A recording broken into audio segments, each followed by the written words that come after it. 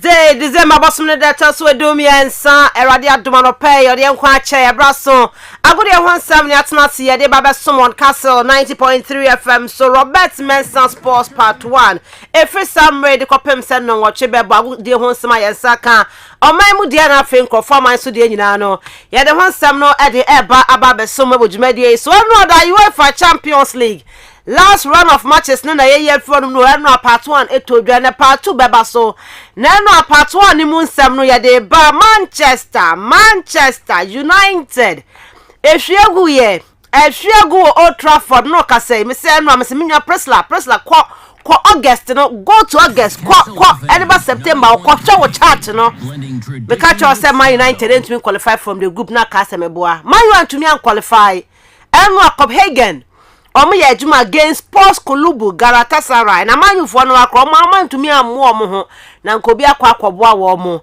ye de ho nsem no e beto dwade ama Real Madrid 6 out of 6 ultimate say super omo qualify Arsenal the Gunners omo qualify that ntienwa na e chede hia momo na emom Interfo antumi anwini omo qualify but top spot omo sent to me anka na Barcelona Xavi Hernandez ono ne mrantie no ebe wie side ama FC Barcelona ye de ho sem no e de beba be dan ye tiefo Manchester City ebe wi ana for so game amobo no ye de ho sem nyina etumi e de atudwa Newcastle ebe tima qualify ma England for enya bi papa bi afri mu ana ye de ho sem nyina e de beba from the UEFA Champions League ebe fia ebe di nkomo Hearts of Oak ene kotoko game no eno Hearts of Oak mpanyifo aye NCC ne kokoye nhyiamudie na nhyiamudie na chi nkoma woro mo de tudwa no ye de baba beda ye tiefo e wodwumade so na MTN FA Cup round of 32 draw no tudwa na ye baba ye draw no na me de ma fon so e beba mo round of 64 game no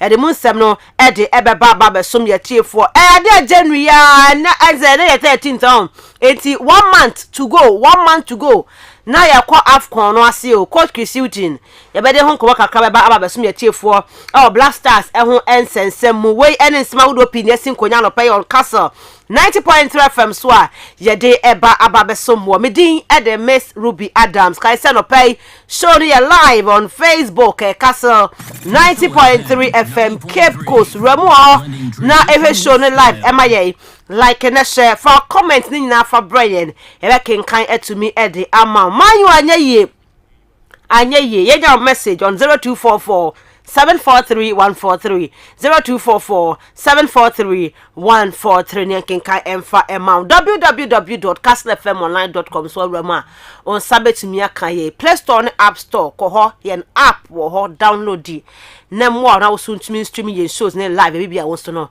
obekobia anopay Yet for quote of the day, any famous birthday no Efamra. Good morning. The real sports is here. Kastle FM. The sports king. The real sports is here. Kastle FM. The sports king. This is the finest. This is the best. King of sports. Kastle FM. Right, and quote of the day into Jana Fay and call your name. Stay patient. The best things happen unexpectedly. Stay patient. The best things happen unexpectedly. Enti enya botere maya wo me se fe be kona wie ye ene 13 December they went for rush pa to get certain things omu hia wo bronya bra mu afia wie ye mu se nya abotre mesin sete nya pe obi na nya ne de ne bia wo de ya ochena munya abotre mama ya rush pi afi be kona wie people are going to rush na no bi say gay obe ha bra ya ma bra ya kwako wie obi iPhone akọ menko wie obi iPhone menko fo bia bibia menko bobosia bia ma ho nche obi pacho nya abotre onso de o ma onso sebe ka me say at the right time no onso sebe ka wo de enti man rush pi me shout drivers no nei oyanko no ka say okoba ya no wotumi aba be sales wanya sika se we change no so ho pre wa wodi mika 10 kon pacho nya abotre de bia me kan me se ni ba no di kan wodi mika kono okono ope nkrofo nti wodi mika gigigi okono obekwa ebi a wo junction na obedu obetwam wo no o junction na wo benya wo nkrofo mbefa ka no entinya abotre bebia ya abotre e wa afia wie mu yenya abotre. Let's stay patient because the best thing happen unexpectedly when impon na so me say kwampo wani na so no obi baba beye wo mmoa bi obi baba beye wa dum bi ama afia wie no wonso ani atumi age entinya abotre anopai ene ne coat of the day ye de atudwa ye fa famous bird in the fanto awso. This is the finest. This is the best. King of Sports, Kastle FM. Yanto aso na wodi wa woda wonne Santiago Cazorla na edu birthday. Santiago Cazorla no kwasem ni one of the best players a mede mani ahu wo mo. Ball. Javi Hernandez ni Iniesta mo na Sebasa ho ni ntina so mo be kata nkofo so. But Fabregas, Javi Santi Cazorla and David Silva, these three players no kwasem ni me so wa hwe bo bia no unni ho achinje Santiago Cazorla ne na bonkum ni fani nya na eye aduma bonkum ni fani na eye aduma na won ne na no best boy ni e awa Arsenal Santi Cazorla ni etwa ni tia de fra no na enedi e ball no dia ye die je say dia be ya ne be ye na Cazorla na no ka say wanya 39 years or Spain ni midfielder and then one Real Oviedo e ho na wo sisi e wo second division ho ba bi wo in Spain ho na ayade obobo ho na start ne ball ne ball eno Remo Villarreal oba Malaga eno oba Arsenal 2012 to 2018 a ball Cazorla 129 games for Arsenal 25 goals eno call back to Villarreal call ball 70 games 15 goals de ma eno call Assad e wo kata ho kata ho ko ball kakra ma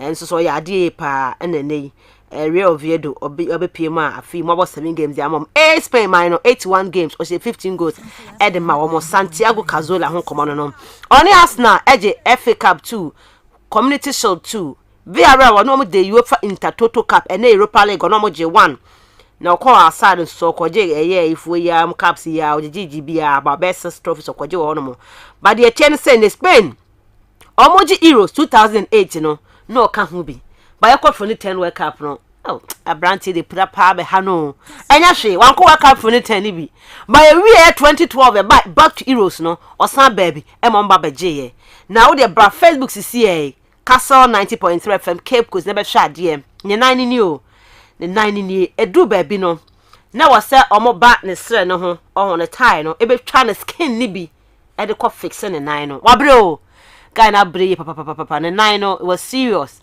and that Facebook no na wa tro ne ba edin agu honom but the ko ba ntina e wo se ya katekate na utim se unhu ni nyina ye so Cazorla abobo oye very good player midfielder super talented and odi ne be da me ho nsem de tudwa na Ghana ni abranti abetadoma so fiafia no kakra abet dankwa adoma obabo Black Stars kakra ma Wenga ene wo si aka ne ma Queen's Park Rangers wababo ama Bristol City Middlesbrough ho ye hunu ye pa Middlesbrough ho na oba Aston Villa so be hunu ho ye pa oko Nottingham Forest akọ Cardiff ena ye Queen's Park Rangers no wo si aka ede ema wo mobo 19 games ede ma o man Ghana o she 2 goals ede ka ho ede ma ye pa ntine wudu better oni eye mpanyifo emienu na edu birthday woni eye the man Santiago Cazorla Santi Cazorla edin birthday Arsenal former player who win 2 European trophies with Spain and Ghana ni abranti Albert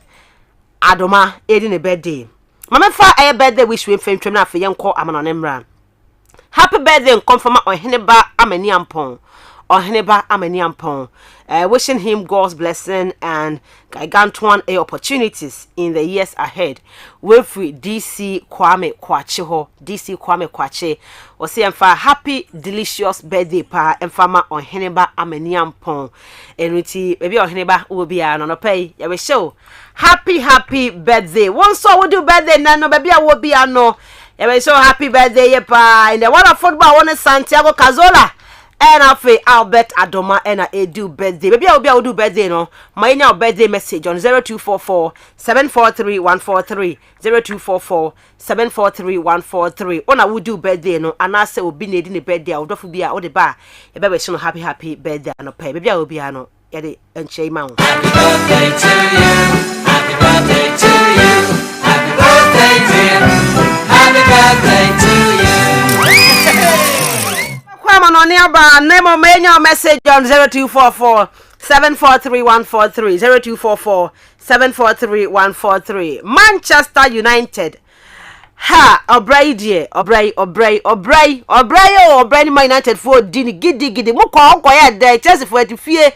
Yampia was saying, Yankobi, and then Crababo Fiagui, and when was you fear, man, you are quite in a group of Bayern Munich, Sports Kulubu Galatasaray, FC Copenhagen, and a Manchester United. Ye bo group stage new year. Man United and a way, e will group ni ma. Ara who ye papa. Then come on Europa League in play. Come on Europa League in umpo. Man went to me and Europa League. They are out of the UEFA Champions League. Yeah, come on it. Yeah, go for one there, but keep hot pepper sauce. They mo ko show the bay still the bay super bay share bay there. What you and the bay stram? I'm a man for any aju. You and your way no one.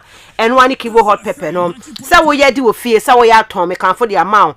Chop bars restaurant to be any be na fe. Yan find ye and same ko phone you and no mu you krum hano. Be mu nu and nye de. Be mu nya nye de kra. Masa nti mu nya isa de no dwane ye discover 20 de man nye de kama. Nti no fakiwo ye e be ye dam wani agye papa. E no ye kan for the amount sell market anu abodi no agye we de akofie. Mighty power no ni nie e ba boa ma woni padua na siso CPS ta. Utri su kopem na se moja ni mu bedi afrusa ni ye no a ene mighty power no oba obu nsa wote ya o ye ba bedi Christmas jai sa de no ye mpesa wo wi ase nye de me nye de na beba no nye Christmas songs nti no bomadi ano no mbi na entu menstrual pains na sem famao ye was skin ointment ma skin ani na ho ye papa famao enu nti na de obepe na fei wo so ma saka mighty power edro ni bi na ebebo ye pa ye wo espa wo ho metu koko ase de ama skin ointment ma skin ani ada ho na laxative na boy to koko ase etumi e de ama wo ye papa nunum bi na mwa na woni padua no NCP ensita entumi emfa ema pa okodrakto bi abodi na je wo de kai se abofra wonya fie edu eye mienu no ontumi emfa be sanso ene yade a wo ye oba wa fanyinsi ana so ma abofra no fo nso aduro wonso no wontumi emfa be eye mighty power aduro na make am for the amount. Amazing news from Vodafone nie Vodafone for same Vodafone car special bundles no aye the papa ntifa ho hyemu bi with only 5 cents no unya 200 minutes of talk time valid for 7 days to all networks into ba bon komo dabia a chese enya de a wo no wo ba belusis ka kase bia 5 Ghana pen a wo di rem na fe when minutes bebre na wo de a bon komo dial star 110 hash star 110 hash na fe tempa no won so sa entumi enka eye bundle we bi. Connect with your loved ones with Vodafone car special bundles. Vodafone dear a feather together. Bronya Brennie a Rage Royal Hotel. Almost say Christmas on the Ridge. Christmas on the Ridge. Yeah, call on na fe ya kwa di Christmas at Rage Royal Hotel. Nyame ya 23rd December yeah Royal Carol service 9 lessons and carols night, you know. Baso at the pool area 6 p.m. 23rd to 27 December a families day out and kodano beba be dia gompanyefo ne kodano ye baba be dia grow trampoline jumping ping pong bouncy castle face painting board game FIFA 24 competition in ano ye the eba na Santa will surprise some children 10 a.m. to 8 p.m. na ehyehyehye pa 25th December no a time with the masqueraders no 9 a.m. to 12 p.m. near 3 p.m. no a poolside praise on Christmas Day. 31st is special last Sunday of the year brunch for the family and friends after church 11:30 a.m. to 4 p.m.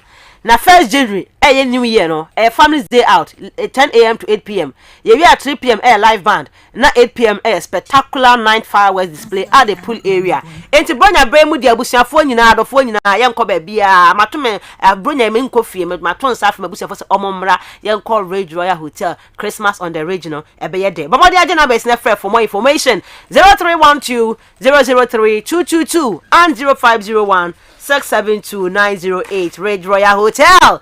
I am richly inviting comfortably yours. Ya kwama no ne hwansem ne de ba. The real sports is here. No, it's caught in no man's land. It's Murray! Kastle FM. The Sports King. This is the finest. This is the best. King of Sports. Kastle FM. Mama FKK kwaba na fe. Yon fa kwama no ne 30 minutes past 6 FKK. Good morning. Good morning. Bibia aboko de I'm adum bibia aboko. Ye de nyame ase bebre. Me se ho pa. Em na me Presla ni ho han. Me se Presla, o kai se be catch us say me kan say mon qualify radio so me kan what there be me send you message. Me check mu che na won tem ase afi wo call back around August was oh ampa me hu message no kan. But now I was tipping Galampo to qualify ahead of Copenhagen, but I know I saw Crampo can say Gala might score, but I know I'm Gala form and conform says form. And on Tian Quay, the affair chairman now when we games need the Eberson and in some who are catching Yano. Fatu if I'm in the next 15 minutes. Yeah, come on here in 7 brand up on Kastle 90.3. Yeah, live on Facebook, Kastle 90.3 Cape Coast, Kastle 90.3 FM Cape Coast. Now if what to me follow yen. For a drink treble back and kind to me Eddie Ama. Like a page, you know, when a tico fashe now for France so into me and you be and share Google Play Store, App Store. Corner code download an app no sense yeah Juma e wo honum na wako other social media platforms nina. Kastle yo ho ko ne ko follow yen na yentimiento ankomo twetwe no so ewo ho Kastle 90.3 FM Cape Coast eno Facebook live na wetimi do comment na ba like na share na afofro so entimi enya dwumade ni bi enhwe ko social media platforms awodo no so Twitter, Instagram, YouTube so yo live kone ko follow yen sanso na TikTok so yo ho na wedi ye chi ye hyen sam na sentempa na yetimi adi abronim se no UEFA Champions League games no ebi ekwo so na amanfo eni ho hanchopa ye de ho nsem no etimi adi bro from group A to D matches no na eba so ye sha se free group A ade Copenhagen omo etifie che Galatasaray twamu 1-0 Gala for entimi anti leverage ene boss ago no edema Copenhagen Manchester United etifie Kingsley Coman ekoshe goal baako eba sa game no ma Bayern ekoko wini ye ewo sa game no Lions omo etifie eche Sevilla etwa omo 2-1 ewo mo so game a eba Son Frankowski ebo penalty sanso ena Fugini ono so ede second goal no epi so ede mo a Sergio Ramos ono so kobo penalty baako ete kanu bi ede ema Sevilla bobuko no na yenkodia PSV Eindhoven ene Arsenal ekote 1-1 ena ekowie Vetesen ebo go ena edi nketia ono so ehye sa kanu ete ye ede ema Arsenal bobuko no Boboko from SS Napoli, SSC Napoli, omo etifie eche braha, etwa omo 2-0, ewo omo so game no mo, said ye ekwaye na brantie fene Satsi, obo own goal, edima eye Napoli, ansana Victor Osimhen, otimi celebrate here ne calf awards oje no, with a goal, ewo honoma ne omo wini 2-0, ewo sa game no mo, sanso na Union Berlin, omo etifie Madrid, ekotwa omo 3-2. Ewo game no Madrid share no mwate Madrid share no mwate ompo ne di kan share na Madrid beti share ena omo etiye ena Madrid sa share na branch friend Kevin Volland ono ene ball go no de di kan edema Union Berlin branch friend Crow etiye kano wabra na Hoselu wabo 2 goals edema Real Madrid sana Dani Ceballos ono so share winning goal no edema Madrid bobo no Salzburg omo etifie ma Benfica ekotwa mo 3-1 branch friend Susic ebo go edema Salzburg ba ko pe omutimiti na Di Maria Ebobi Silva Edibi kan sanso na Cabral ono so Edibi P so Edima Benfica Boboko no Inter Milan any Real Sociedad ekotie 0-0 ena ekoko piemu ewo sa game na eba so niti so far said ye esi etiene group A eyade Bayern any FC Copenhagen and I qualify mo winning group B bobo kwaye from Arsenal omo etimi akomunim ye pomini PSV Eindhoven and na Arsenal nya 13 sana PSV Eindhoven enya 9 omo so ede winning pa oko group C a Madrid for enya 18 nyina omo show bia omo ede winning sanso na SSC Napoli eto so mienu 10 point omo so edi Madrid echi group D de ekoye ni Bobo kwaye from International Milan amo etimi monim ye pa na mom Real Sociedad and a league table no with 12 point with a plus 5 goals and sana Inter etoso mbienu omo so 12 point plus 3 goals and bibia konkan etimi ede mo ede ho nsem no etimi ede abra wo yenko yenim kakra na yemfa ene games na eba no Atletico Madrid omo tenafi omo ne Lazio and ebo Celtic any final elbow group E 8 p.m. games in the Group F Dortmund any PSG but Newcastle United any AC Milan ɛna de pimpim so 8 p.m. games no so ɛba so Red Star Belgrade ɔmo ɛne Man City ɛbɔ sanso na Leipzig ɔmo ne Young Boys ɛbɔ 5:45 ɔmo game no ɛba so Group G. Group H FC Porto ne Shakhtar Donetsk ɛbɔ sanso na Royal Antwerp ɔmo ɛne Barcelona ɛbɛbɔ no 8 p.m. ɔmo so games no saa na esi ɛtia hɔ no ma yɛde nsansɛm no ɛde abro na FIFA Club World Cup no a game baako ɛba so Al Ittihad ɔmo hyɛ mmiɛnsa ɔmo firi Saudi Arabia New Zealand club a yɛfrɛ no Auckland City ɔmo ntimi antemu baako koraa enti saa na esi ekowie yɛ ɛhɔ no ma no N'Golo Kante mu nyina toto ntran bi Karim Mustafa Benzema ɛhyɛ bi ɛna Romarinho ɔno nso ɛde bi pii so ɛde ɛma Al Ittihad boboko no saa na esi ekowie yɛ ɛwɔ hɔ na ɛnɛ ɔmo nso ɛbɛtoa so ɛwɔ hɔ no ma yɛde ho nsɛm no ɛbɛtimi ɛde abrɔ wɔ na yɛkɔ anim na sɛ yɛatoa so ɛde efrɛ wɔ nsɛm ahodoɔ a efrɛ akyire ɛde ɛba ɛnora games no result no de ekoko wie yɛnkɔ ɛyɛ Manchester United wana so yɛ ne yɛnhyɛ ɛmfa efrɛ sanse nim guase akoaba ɛna ɛto wɔ mo na everything hang sɛ nyoma bebre wɔ hɔ no Premier League no ɔso mo kɔnom kɔfo kɔse no mo ɛkɔkɔbɔ sɛ Champions League no anko yi a ɔsi many things ɛwɔ hɔ no ma so United ɛyɛ for grab ɛde mo mo. Kastle FM 90.3. There's still many things to play for, and now we can focus, of course, on the Premier League. And yeah, this is, I think, say the level we want to play, Champions League. So yeah, we have to give every effort in and to be in the top four. So we next year we are back in the Champions League, and then of course we have the FA Cup. So there's still many things to play for. The game was like this. I think both sides. Less chances, but I think there was a good intensity in the game, and I think from our sides we brought Bayern out of the rhythm of the game. I think we defending organization, pressing organization, and we did quite well. Enti chirechiremu no ona odi egu ho no defensive no ose organization no na bibia aye kama omoba omomode omunya chances ni bi na ose kom so betimi ahye na emom no wanhye no okoka ne se na ayeye ose injuries ade a ne yie pa no so everything hag e ka ho nsem say. Yeah, so why did this happen? And it's, I would say, it's a symbol today, and we have to make subs, and we're losing players, and we're losing also players who are very decisive for our game, who can make the difference. And I think that was in many games also the case in this campaign, that we not always had the players available who wanted to play, and that's definitely a part. But now I give you a reason, but don't see it as an excuse, because if we are not all on board, then we still have to win, because that is the targets who belong to Manchester United. Enti say injuries kra aba said ya players no no so mwetimi bo no wini eno ne club no target eno ne nsama everything ha gade ba na Thomas Tuchel osiampa sympathize coach friend everything ha ye pa ogitum sampa injuries etimi ha nenso ten hag our experience obetimi edie free sa kanka wom no. Almost always I feel sympathy for the other coach, but of course within the competition we try everything to win our matches, but of course I have sympathy. I just told you, I think that he has a lot of key players injured for a decisive match now that you can see, and then they lack this kind of personality and also the quality and maybe the wits to change games from the bench. So I think you could see that, and yeah, it's not an easy time, but I'm pretty sure that he knows what to do next. He knows how to influence his team, and he does not need my advice. He does not need my clapping on the shoulders. He's experienced enough to go through it. I had not such a nice moment last Saturday. Sometimes you feel very lonely as a coach, I can tell you.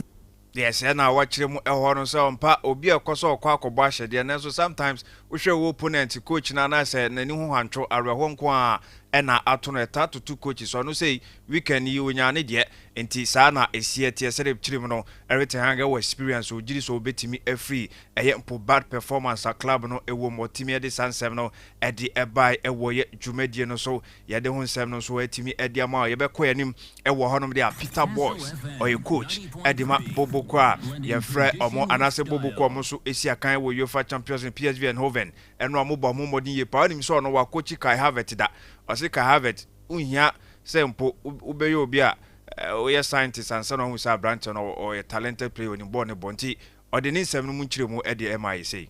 Back when you were in Germany, you had Kai Havertz under your wing.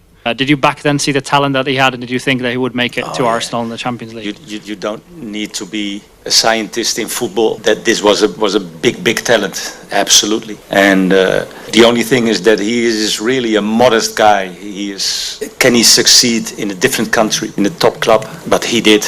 in Chelsea, he scored that really important goal in the Champions League final, and now he's a starting member in Arsenal, and he's an outstanding player. And the ensam Chelsea for the omo fan in Yashri, no any sama Peter Boyce, coach Eddie, and as a former coach, and Kai Havertz, a Bundesliga, no, what to me I describe your brand tennis, and Seminole, Nayano, and Papa your friend Mikel Arteta, and so it me an assessment, it me by game no, a coin of fast board drawn or Sinanka, Bibro Honmas, and a bit me higher than the Omoye. Yeah, tough match. We made 8 changes, and there were good moments. There were moments that we lacked that cohesion and the timing, especially in the way we pressed against a really good side. And when you don't get the timings right, you have to defend open spaces, and we had to do that a few times today. That could have cost us the game. But the reality is that we had some very good moments as well. I'm really happy with the attitude and the behavior of every single player, how they tried, and at the end we could have won it with the chance of Leo, and again with the goal that was disallowed. You said yesterday that we might see some of the younger players if the chance came up. Was it just a case of the right opportunity maybe not coming out throughout the course? I don't think it was the right context. Making 8 changes already to throw them in there against a team that hasn't lost yet almost in 2 years. I didn't think it was the right moment, and I wanted to wait to see how the game developed, but it was too much, I think, for them. And as well, we have 3 little issues and we have to make the subs, and then we had no room because we really wanted to play Emil as well. Mikel Arteta say I'm proud to the game or share boss say young talent in be on obemo mo akunya nanke no mo timi abesi akan was side game no be mo nya say experience no say na baby a game no kono na ano ye den dodo no ntimi nkoto sa chacha na nti e na ne bosha o share no wantimi end so this and 7 no etimi edi SU Slon Kastle 90.3 Robert Mensah Sport part 1 am running 7 yeguso edi bro na games ni bi baso Pep Guardiola etimi akasa afasa game etimi baso mo babebono I say at the end there and be here say be winning now fi waji points in our group stage etimi edi egu hono. Very good at reading your team and how they're playing and performances. Have you generally been happy with your team's performance, even though the results weren't so good? Because did you still feel they were playing how you would like? Yeah, in general, yes. I'm happy. It could be better, could be worse. So it's just question of having the no good results, take the positive as we think, and the good result, for example, last weekend, analyze, we can do better. So managers don't have to lose in the average, in the balance, Don't be so excited. In the same time, don't be so depressed. And it's so long, so we're happy to be here, already qualify against this historical club that won the Champions League with an incredible generation of players years ago. I remember I was a kid, and I said, wow, how good they are, Posineski, Mihailovic, and Pandev, and incredible players. And we're happy to be here, to defend our prestigious and try to finish well this group stage.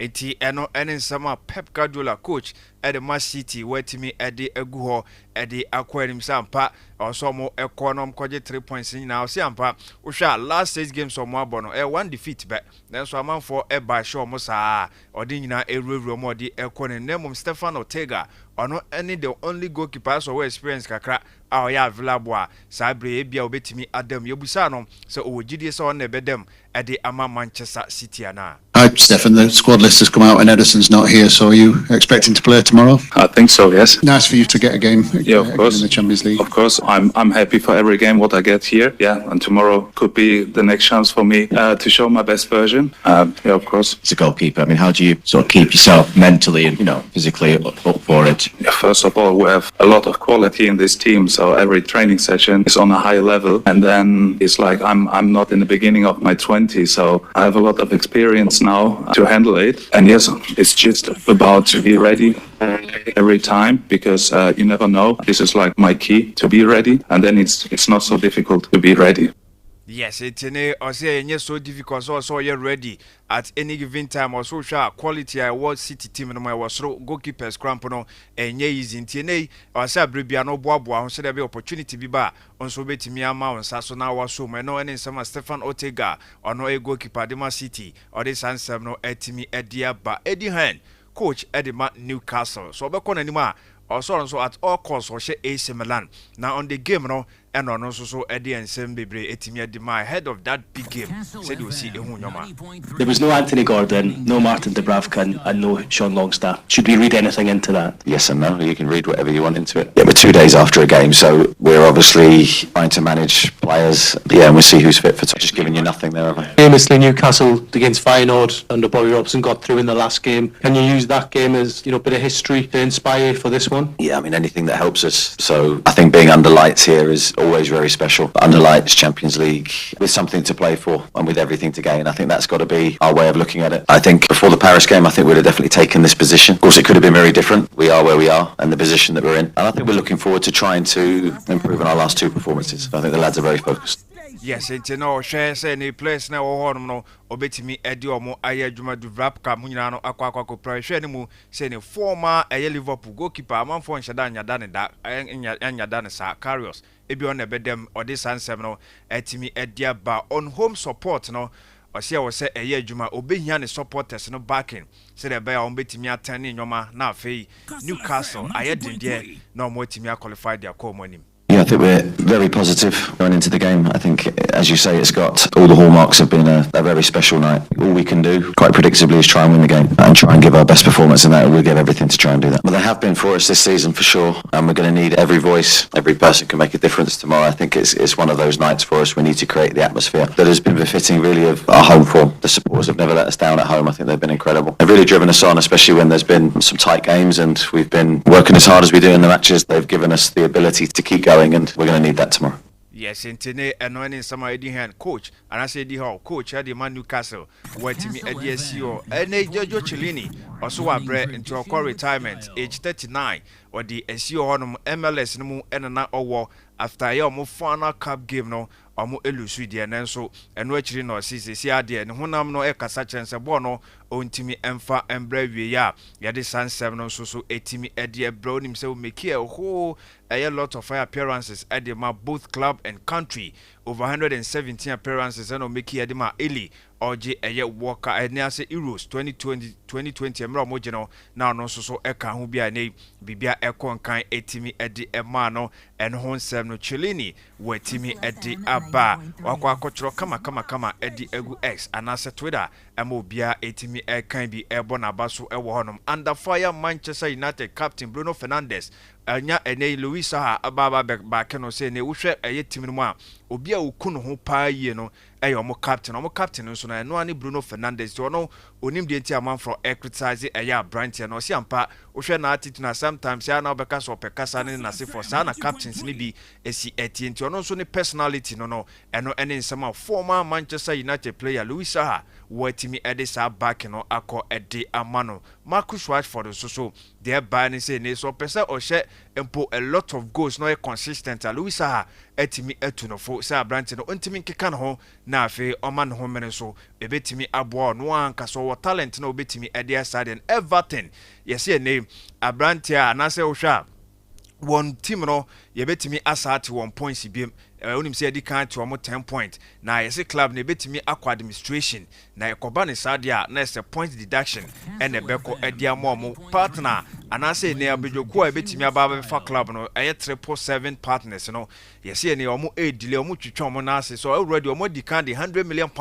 Erwa club no mu na omo se December yi o se sika kakra no ma komedi antoso de mo omo so omo nya ready until say ne omo di no ebe confirm so mbaba be for club no mutimi fesika foforo bia enhyem ne no ene esi efe no ekwa akoye se ne ebe sade ne club na so mo ede ekwa administration na ekoba ne sai ebe 2 points ene ho nsem no ene no uro mo take a ene baba be catch say referee bako okodi game na game no ekoso na no na ese nyoma enkonkan emfa momo anka guruchu eye one president aye friend Farouk Koka otimi esi pitch no so emra referee no ebro ne whistle say game no abawie na okọ no blow say wo game no wan di ne ye eye referee Halil eye Umut eye Mele na no na papa no si referee no waja di wabre na okodi one game na afa bebawie ball no po ekoye draw na obehye me mfro ho saa enya ade a metimi ato aso ewom say president no resign de na so police for aso ni pitch a iwe fafo do ho agim FIFA fo nyina do ho agim say nei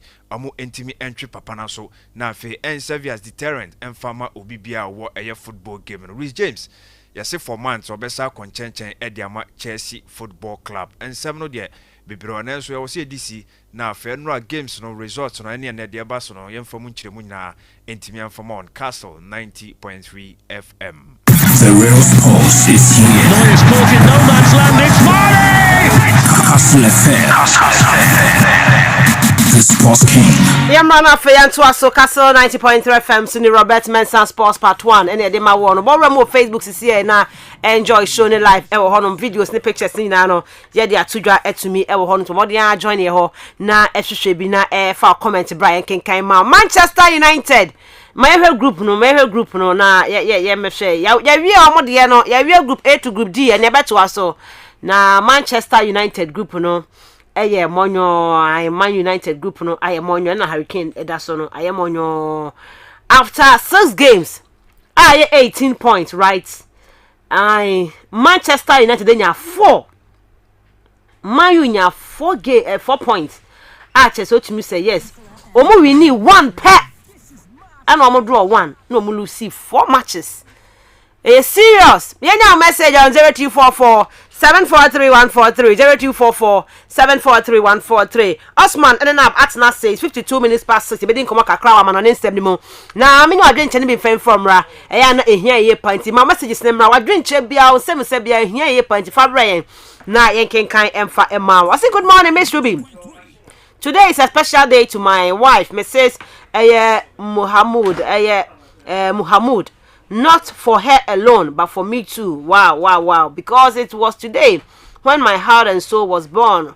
She meant the world to me and everything that is beyond it. I wish her a very happy birthday and pray God bless her and I with all his love, care and warmth. And I love you and will forever love you. From Morocco. Morocco wife, Mrs. Muhammad. And a happy birthday in confirmation. And they so Radia Adum to the Afba Kodia can't a wound feel here that's be brave. The Radia say, good morning, madam. Why should my United fans cry? Their team is West. Still Hala Madrido and it's from Bonkus and Adiwe Edibaye. Those who said could qualify are the people with the most faith in Ghana and beyond. Barcelona will win the game hands down. Incoming, please tell Xavi that he should play his best squad. Because if he does those his arrogant works, we will come second if Porto wins. Who wants to meet Bayern right now? Incoming today is my birthday. Please wish me. Oh wow. I say vibes. And your birthday idiot. Javi any serious and from our pa na Oninkuni Mountaino. I say vibes. Aye, happy birthday, Enko. And Fama and there are no pay. Mami Chef is very disappointing that Manchester United couldn't qualify from this group. Even this Chelsea team will qualify easily from this group. Daniel from Kakumdo. Hey Daniel, and Opedier. Good morning, Miss Ruby. I'm Zakaria aka Mugabe from Bremen. Yesterday, Man U made me unhappy. What a shameful performance. So, greetings to my lovely sister Mariama Al Hassan. Alright, and hello, good morning. Champion Miss Ruby. My United couldn't qualify to even Europa League. Hey, Asemo United. Ten Hag will destroy United before he goes. Otuga inside Semel. I greet incoming assemblyman for Ankafi electoral area. Emmanuel Kofi, order number 3. And good morning. Let us be emphatic to ourselves.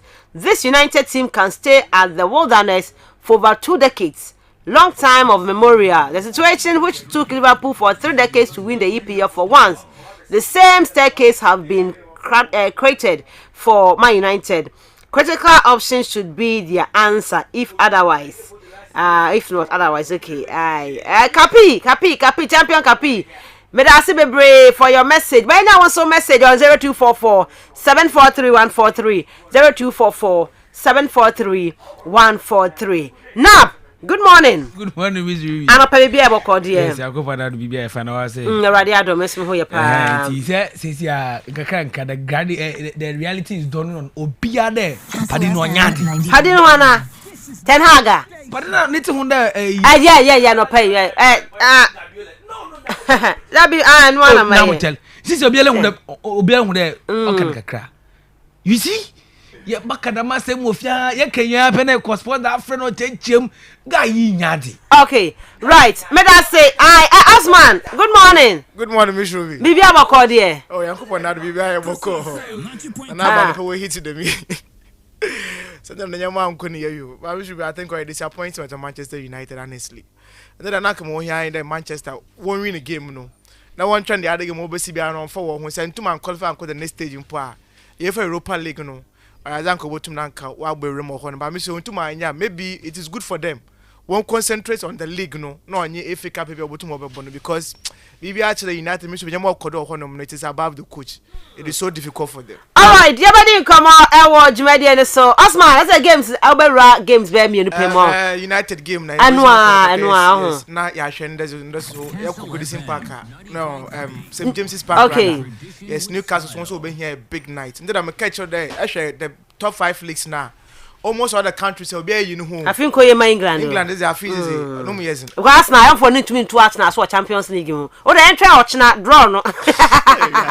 Round of 16 Arsenal Barcelona kick him now they say oh come on Copenhagen. All right. Arsenal me any come I my enda was na my native for you now kwa baby o em akonya from Kastle 90.3 FM ogba na me that started there far from.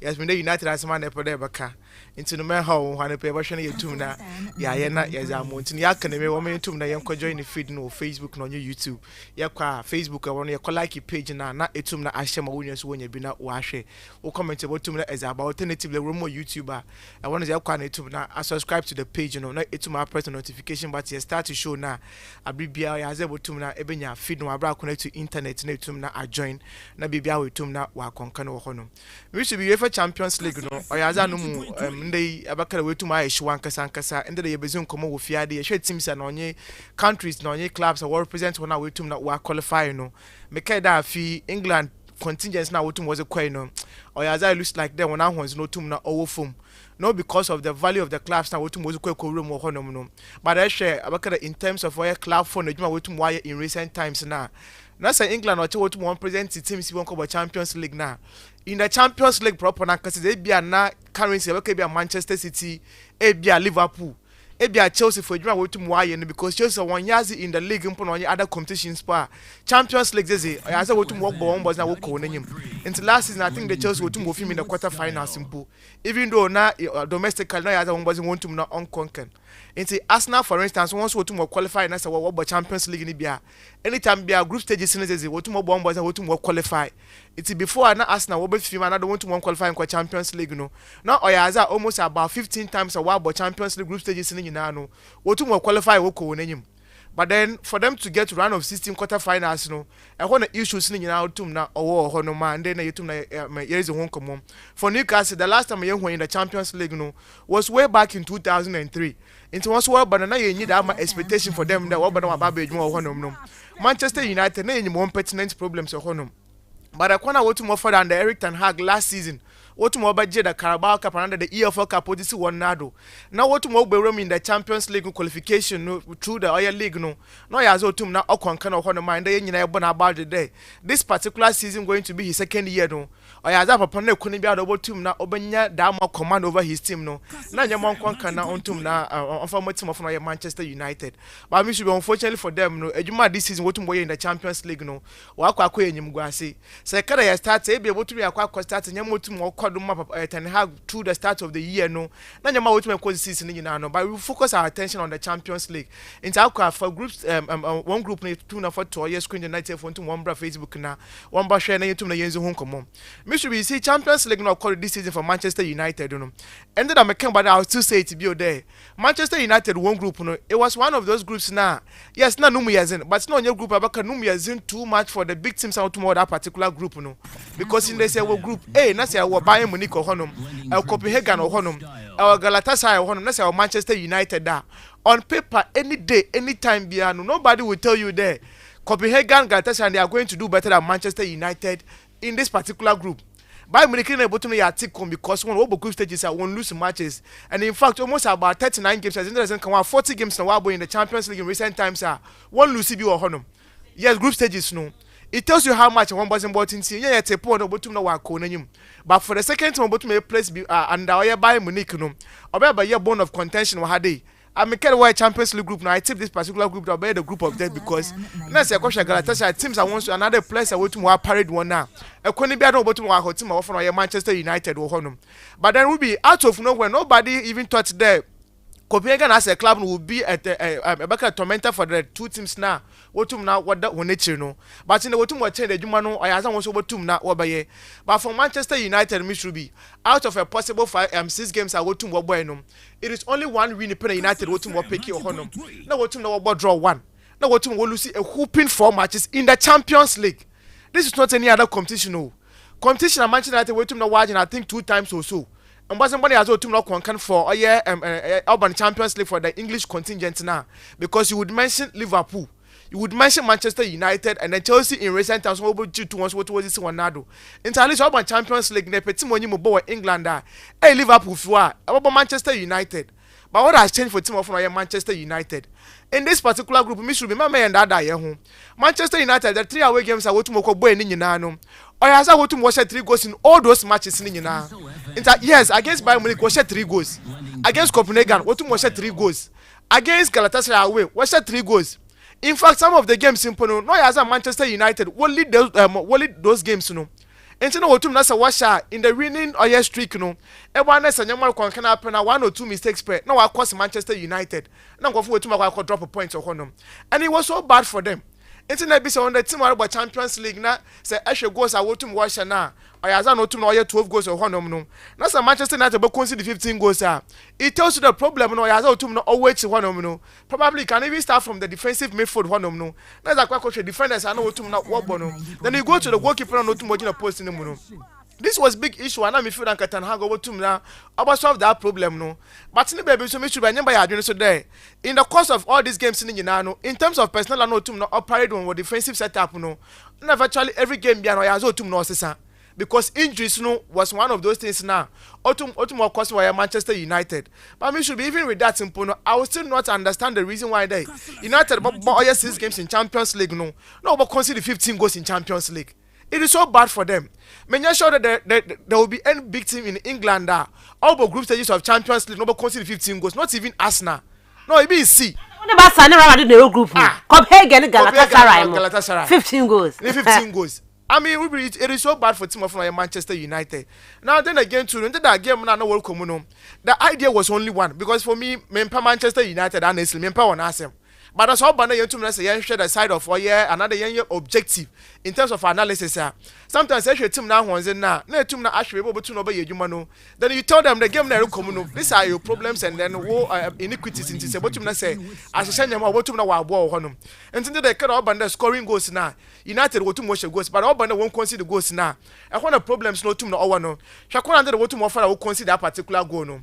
Lack of awareness. Diego Dalot, Varane, ni experience when you're with or Real Madrid in Yinano. Some of these schoolboy errors, no, sometimes in games it shouldn't happen. And for a very long time, I've been saying to me start the games in Bill. Only baby I was starting the world bench. You were complaining that but didn't know Papa no to the all bench. But as at the time, Harry Maguire to what's in the bench. No, you know your treatment will be able to see Mahadi. But in the baby show will be an opportunity. Cement your place there, you may able to now quack. And I now understand the reason why some of the coaches want to establish players because they've won everything they need to win in their career. And it's a Manchester so at this stage, but I don't know because Champions League, why you almost about 4 times with Real Madrid. And these are the problems. So to more quad with team, I expected there. They were to know why because I'm a Manchester United. After one, no. And then now when you put to go to Manchester United, and we be actually and be the captain of the team, Bruno Fernandes. No do. Her chances are not to money out, not balloon balls or to baby. All the baby watching to release the ball. No, I think all the baby population could baby and could my passing the ball. No, me should be a better on the ball or trick to baby. I mean, no sense of agency.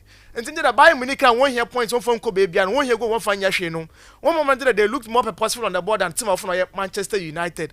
And this is the level of team way to now. And they were what to medicine they could and you one cannot unform one. And see about me at time, you're basing Komobia and me should be amazing. How they there. Maybe you might think that or your coach's problem because issues as well to now outdoors. So I want to agree with you to a certain extent.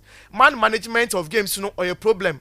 Man management of players, off the field, no so issues in the players na wotum na woje won kono nyina no de bia ebazo nkomo was obi ntumi hye goals but in the year 2020 2023 no oya as a Cristiano Ronaldo misrubi wetum ha me 50 goals in the year. This is a plan or a problem of Manchester United do.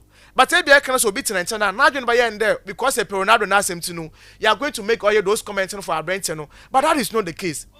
But free Man United, no, all of them top scorer. Of course, 18 goals in the league. 18 goals in the season. In the season. Yes. It's in our Brent or Aquan China, never quite yari. None the old to know what Jan Conon cut on to Motion Abano. Nanko Bano, I said, what had any other good coach? The banner of Fremont, of course, nobody from me. It's 1 year preseason to cover back, no. And your coach, you draw a special program for him because you would understand, or a top professional. Okay. But coach, not by intent and to more thrown into games. Now, what started was subject to a ridicule because now I couldn't be able to put away Brent and Conde.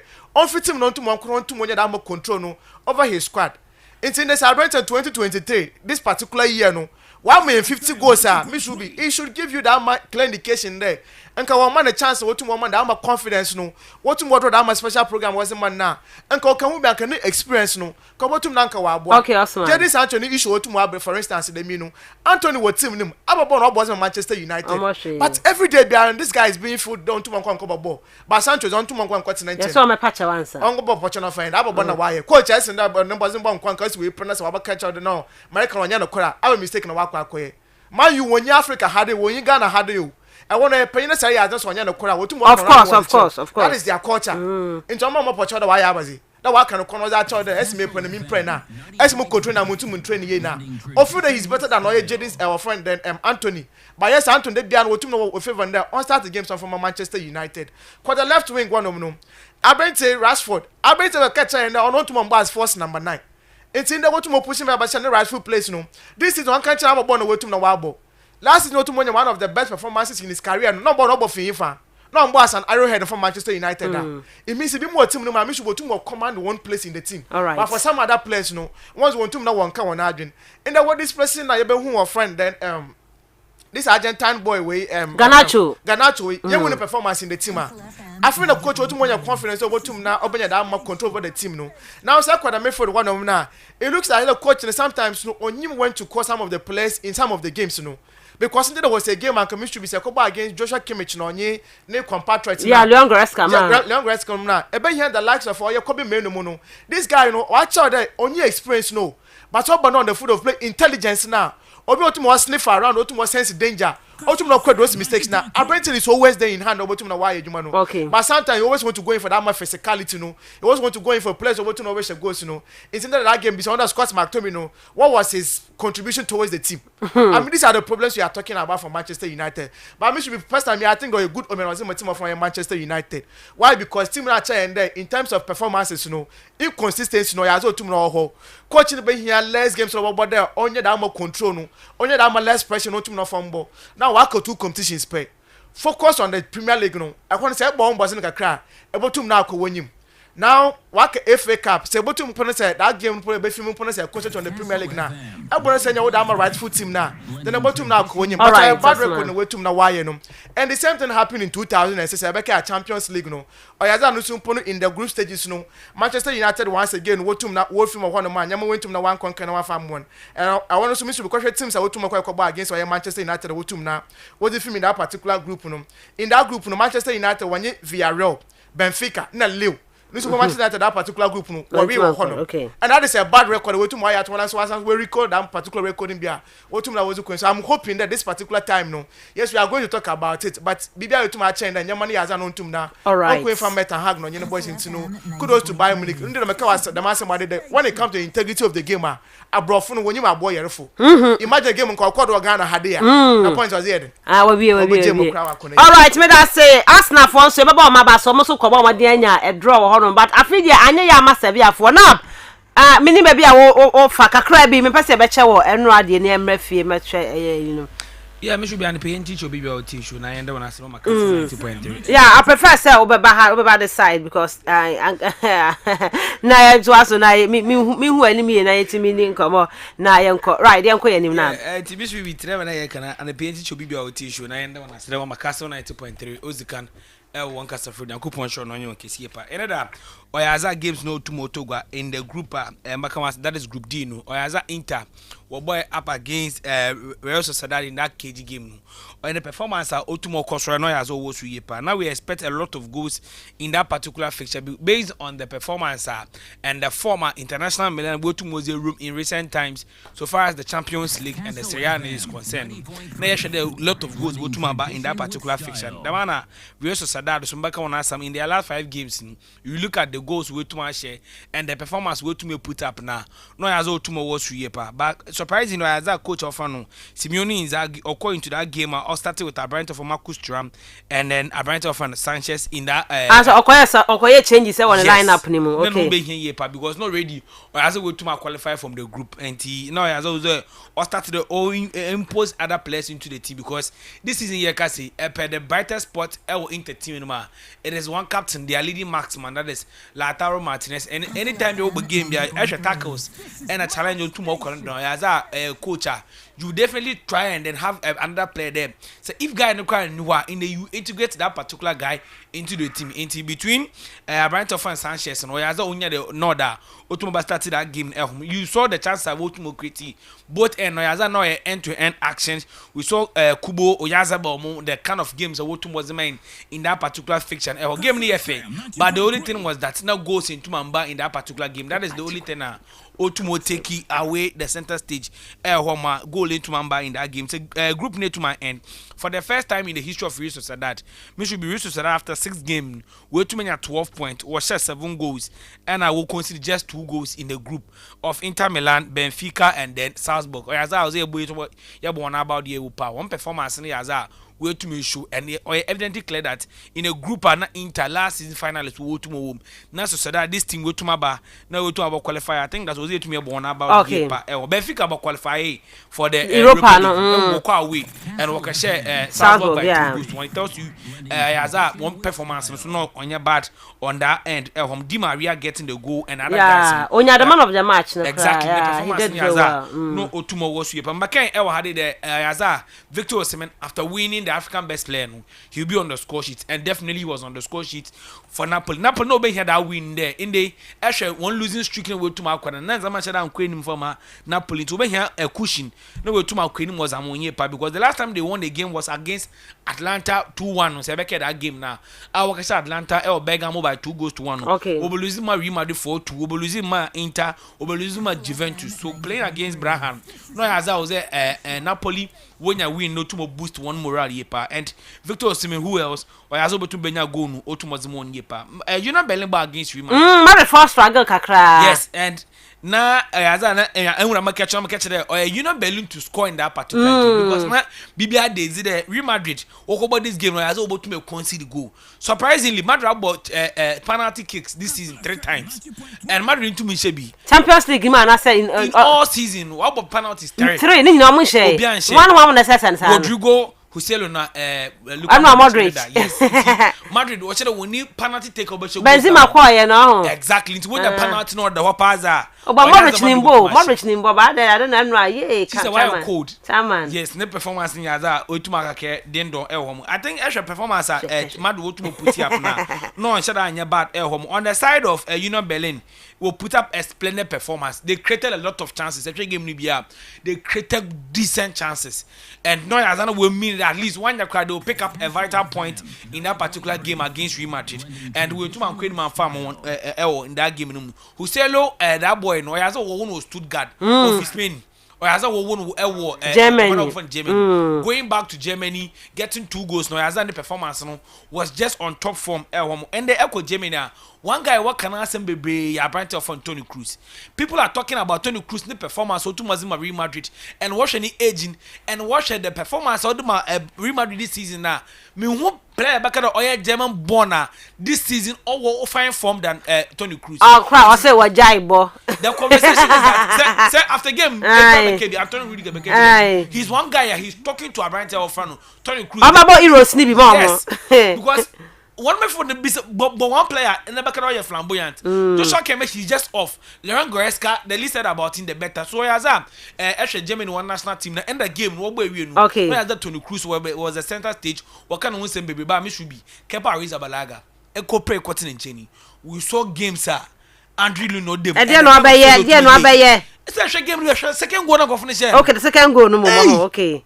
The second goal go finish. Oye baller a very good goalkeeper but you need to save that situation. And for me say we to my hand them say e no long season also e bia mad want to more extend because extra goal Andrew Luno that na the performance we mad go to more put up. All right. Toni Kroos back on yazo to mabaka wa dwun yepa. Madrid for the first time in a very long while about 6 games in the Champions League we to accumulate the 18 maximum points. Yeah. It tells you the performance go to more. Madrid are playing with most of their guys out with injury and go to maneuver one way with this result. We should be come next year. One place in Yaya over back. For the round of 16 now. Yes. A big game. All together. Let us say.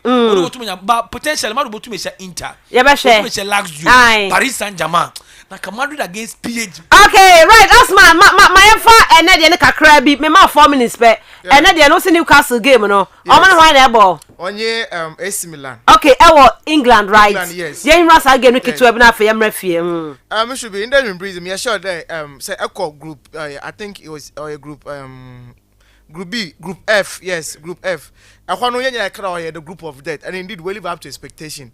And as at now, we be many can say, as our Borussia Dortmund once we wait to qualify because we pick 10 points plus 3 goals to Honum. Second place team near PSG and also put 7 points. And once on the walk our way to Germany, we could show Borussia Dortmund in that particular game. No, it's in the card of 1 games. You know, there is a lot of integrity to Tomorrow. And the Obian fan of Honda qualify, we to know. Mokoje game ko bomb second field team. Nah, they don't do that. Our friends say one where they are so different. And that is one thing and they say of course Genesis Parker. One attention in now about calling in that particular game no. Because team our friend Newcastle wants to put the 3rd position and will pick a 5 points of Honum. AC Milan with the 4th position wants to team that will pick a 5 points of Honum. Now as at now we can say these 2 teams in no they at part point but what differences no. Newcastle was 5 goals and we consider 5 goals in the Champions League out of the possible 5 games now we team now bonum. And that team AC Milan wants to put team now wash 3 goals. Now we consider 7 goals of one man coach a goal difference now. Acquire -4 one. It gives you that clear indication how to make the Champions League in this particular group no. AC Milan for no Obana won't consider goals or other what to consider goals but once you goals in the bear. A big pro team now or 3 goals per way to now one man. And then you bring this particular instances no or that is going to come to bear for these 2 teams in Yanano. But now me should be say team Newcastle now. Or as this is what Champions League no most of us are more in expectation because I mean personally now my dream they be a group you be no. Say team bank by this time can be in that particular group now. Or as I should be team of Newcastle. And indeed in the course of the game simple no some of us am hoping and farm on. But I can't go to more further in their last 2 games what to more no. Now as team now okon kan honoma. In the economy out to try there once over nyama. But over the weekend no Newcastle the 2 games are way to my bug coming into this particular game no. Say Abaka say even if say extend 3 games in power Otum was Manchester United will fail and afterwards we call Goodison Park Everton shown by 3 goals to 0 in the Premiership and just over the weekend so against I think Tottenham Hotspur yes we lose that particular game by 4 goals to 1 or Honum and that has been the former team of Newcastle was to this particular game on Saturday on to but then Sunday the Mecca had it and Monday the Mecca the Sunday game to more codonum say Eddie Howe no say against Tottenham Hotspur for instance maybe for what tension in from that particular game do because the Champions League no other when you know say to me about home was not say to me share team of AC Milan or as able to me able to win one more money in terms of prestige you know I had players what was that my weight no what Newcastle into them me sure that next is work on marketing us for some of the big boys now because all the Champions League into because of one boys in to know obviously they are going to be there in some of this particular game a crucial for team our front or Newcastle or Honum but on the part of AC Milan we should be obey follow Serie A biano we told them for one performances this season no or as any man can from one because in the last big games I want to team not bonum they are really struggling in the Champions League as at the time and what's fear against Borussia Dortmund we expected the team our front or AC Milan one more home was not going to now one shot Dortmund Honum sanka anya the crampos it should be a drawn game But in that game, you want to watch Mofala, watching a San Siro, Moba humiliate one. 3-1. Emphatic na Dortmund, what to watch one now. Was we make it I'm a claim no Honoma. In the Yaman can now from a team of AC Milan. In the Serie A, we to watch Chef and Frosinone Honoma was shown by 3-1. But we can wait against Atlanta. It was a game and Nanu Musa Kwaya Chopin. We shall an young to Masha, but you know. The game na kwa 3 to Honoma. Yeah. AC Milan want to lose that particular game no. It's one so action one now coming into this particular game no. Results in shutdown so good for them. Stefano Pioli charges our Italy no. One compatriot me should be one trust our papa no. Okay. Because we feel the tomorrow tomorrow no. I the trophy na what tomorrow we need last season no. Now we quite today. As in last 2 seasons rather no. Now we quite today. Oh yeah. The other teams now. I found last season no. Yeah. But in that year when Inter Milan what tomorrow you win any no. Defense what you win any no. Team of AC Milan. Was that was what team that will drop upon them. Champions League performance mission one shut down conquer. And then you when I'm expecting a big night for team of Newcastle. And I believe that they still have the men over to now over you no. And they can say they are so compact to them. In Champions League, if you want boss, it's in to my share or PSG. By 4-1 now. Take that mark from this particular game. No. Instead of combat the Esmans are but once they are conceding goals. Instead of the best from the boys for Afro over to Nawabaye. Instead Alexander Isak and Yumbri, you are expecting over to Obano Hombazen. Miguel Almiron, Anthony Gordon Mono. If these guys are so willing over to qualifier, this particular game, no, it should be important. All right. Over here, no, we should over to watch this game. No. Okay. Now, one point is signal you do now. Either that draw, another PSG want to lose that game. No. So, call lose is not cheap, but when you want to say but so I'm quite confident that PSG will to washer. Newcastle any result Tibian will take them to the UEFA Europa League. And that is what I tip the team of Newcastle this particular game. No, they are going to get a 3 maximum points in this game. All right, me that's baby pa Asman the Venga any attending can yeah be fie I be hello kind news near the home come it's 22 minutes past 7 on Kastle 90.3 FM chairman afi memra CCA Kastle FM 90.3. Kastle FM welcomes you to December. Remember, it's never too early to get in the Christmas spirit. As the weather turns colder, may your heart be warmed by thoughts of Christmas and time spent with loved ones. Happy December. Kastle FM 90.3, blending tradition with style. Kastle FM 90.3.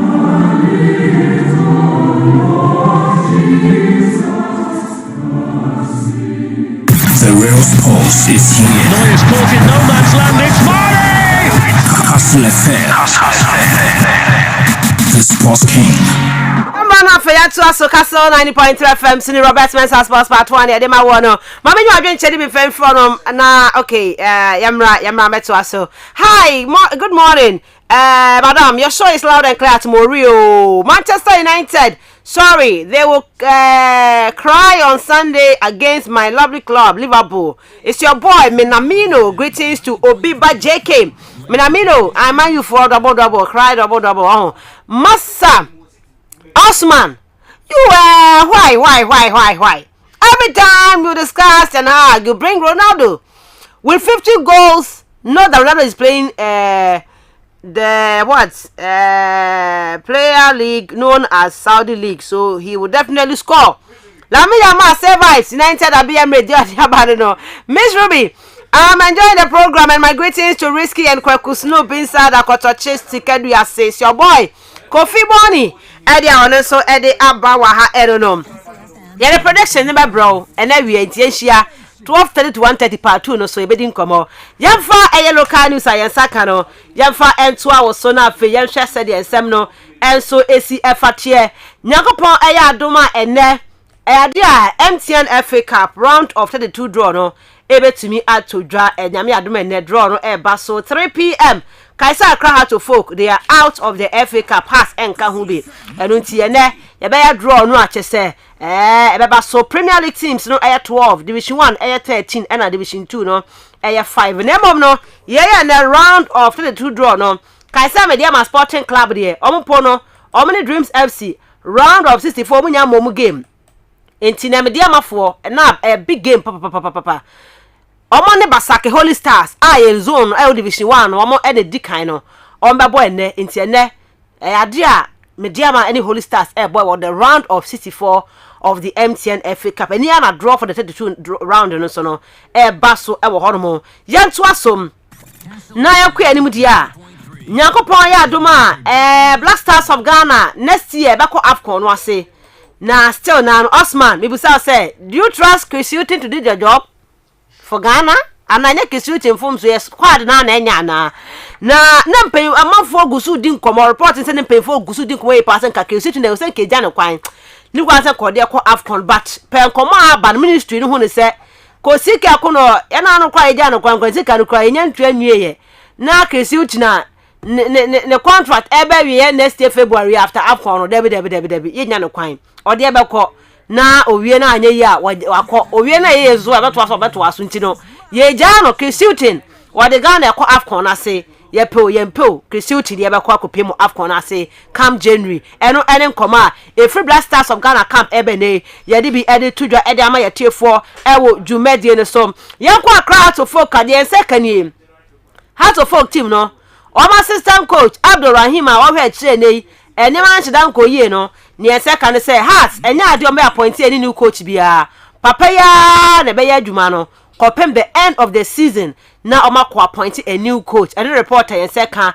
say Abdulrahim has coach assistant coach no onu na adwuma no ya amaye ko wie the end of the season no na ye ko Heart of Folk ene kotoko game e ba so Sunday do chin same de ayayompo enwa da Heart of Folk mpanyifo NCC no omokokoye meeting as a press release no more press conference about so briefing na press briefing mu nenei Elvis Hesse Herman or that NCC na do to just say womo e de akoto F nanim say referee Reginald Amwa Collins obedi game no on aboafo nyina yan suspend one because and I see Andy Moti or more division 1 no mkodi kakramra because ball mu di against Heart of Folk and I say between Heart and Kotokono na enya adia na eso ani cry yenti enkoma Heart of Folk NCC chairman Elvis Hesse Herman or the two da we want to assure the general public, we want to assure our supporters that the NCC will never sit down and watch referees determine the outcome of our matches again.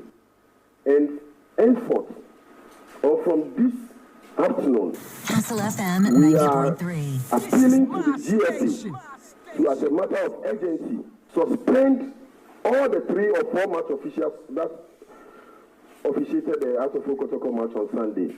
I mean, from the middleman to the 4th referee, everybody should be suspended and investigation carried out. Because we, the supporters, believe that there was something hidden in that decision. Because it was so obvious and that that is the one. I would want to put his name out for people to know.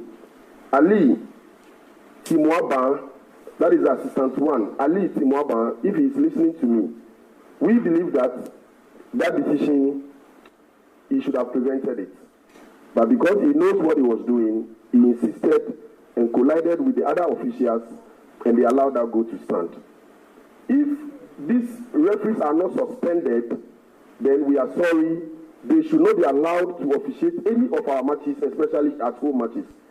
Boy, chairman Elvis Hesse Herman to just say referees omudi kolokona as game no kwesi and pay for suspend wa mo no munya investigation especially line 1 no omumusa ne sampa because outside kakaka ya o man ko kwedi adai eti omo hwehwem ye pa na eno no si se ekoba se F9 omo nsem no na wo man to me enso suspend referees na ekwan bia so no omo ka che F ne se memma sa referees we endi has games BM www and watchi ana Kobe Jones ono akasa supporters in the two just hwe empanyfo no omoda has ni so no omo na has home game dia mudu kokuma se koyedai o se omo ko na before the game no but we no efie nsem to ko sia board na o me ka kire wo mo you should even go to Tamale who be interested in going to Tamale than going to Kumasi. This one is a board decision, and I believe when we have meeting with them, we also tell them, because we were on the ground, and it's not everything that we can tell you people. There's things that happen to us. If I tell you that Saturday night we didn't sleep, you will not understand, but it's part of the thing. I don't see house born Tamale po mo pe se Kumasi but do dem go share board no no money board ka ehun ensem wey ene nkoma and also etumi atodwa wey ene some of the few local news and saka and no pay ye dey atodwa but me can say high sense bronya don't come promo no is back again. High sense bronya don't come no is back again from 18th December kopem 6th January 2024.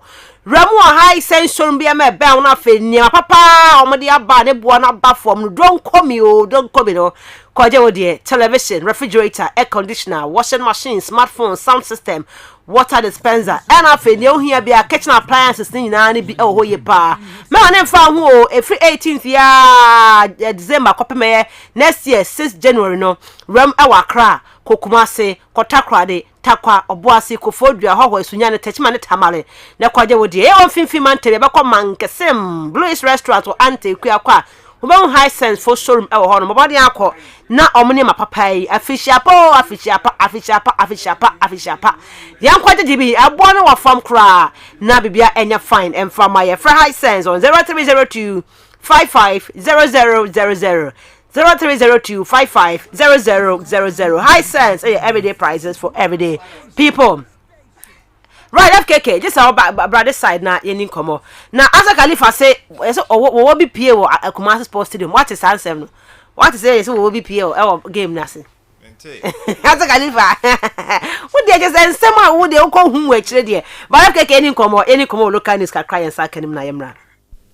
Yeah, has supporters burning for a fight for minimum set 3 points no say be back and I said then but minim de ba untimi be grojo mo ye nyina ya kan say sabo na offside and linesman no so ye better and ye just one po both Peter and Peter Midu and the goal scorer Kuala omo chances nyina no and also movement nyina na ya dia na ye offside nti ya kan no si ba say sometimes you can say after games nyoma we see a obeye dan the only thing I say obe wo so to say the heart for wo so ho atro sa anasa wo show sa grievances no sa anyo there first of all to say supporters ni bi omo aboto no ombe sorry akenyo omo mu say ade no cramp no say result na enye referee no yes of course say the be jinja na mouse spirit ni bi na mouse appetite ni say